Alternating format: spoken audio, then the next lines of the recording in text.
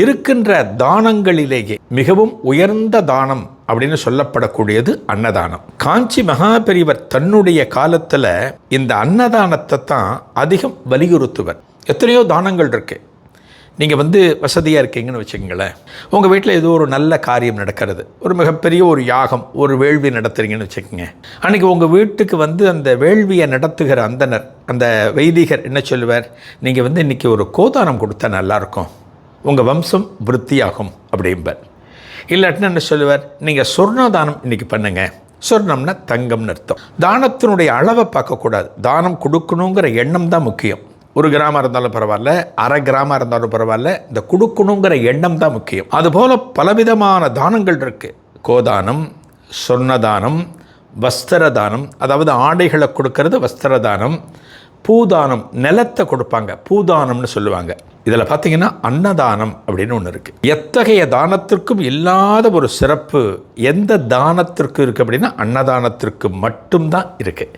ஏன்னா வேறு எந்த ஒரு தானத்தில் பார்த்தாலுமே, ஒரு கோதானம் பண்ணுறீங்கன்னு வச்சுக்கோங்களேன், ஒரு பசு ஒரு கன்றோடு கொடுக்குறீங்க.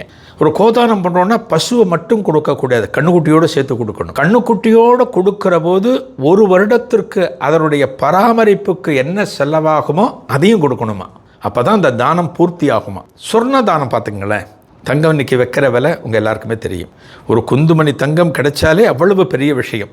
ஒருத்தர் 2 கிராம் தங்கத்தை ஒருத்தருக்கு தானம் பண்ணுறார் அப்படின்னா அதை வாங்குகிறவர் என்ன நினைப்பார், ஒரு 1/2 பவுன் இருக்கலாமே, ஒரு 4 கிராம் இருக்கலாமே அப்படின்னு நினைக்கிறதுக்கு வாய்ப்பு இருக்குது. இதே போல் பூதானம், நிலத்தை கொடுக்குறார். ஒரு நிலத்தை ஒரு 4 சென்ட் ஒருத்தருக்கு கொடுக்குறார். அந்த 4 சென்ட் நிலத்தை தானமாக வாங்கினவர் என்ன நினைக்கலாம் அப்படின்னா, ஒரு 8 சென்ட் கொடுத்தா 2 பெட்ரூமில் நல்லா கட்டலாமே வீடு அப்படின்னு நினைக்கிறதுக்கு வாய்ப்பு இருக்குது. ஆனால் அன்னதானத்திற்கு மட்டும்தான் ஒருவர் சாப்பிட்டவுடன் அவருக்கு திருப்தியானது ஏற்படும். இதற்கு மேலே என்னால் சாப்பிட முடியாது என்று சொல்லப்படக்கூடிய தானம் அன்னதானம். இந்த தானத்தை மகாபிரிவா நிறைய வலியுறுத்துவர்.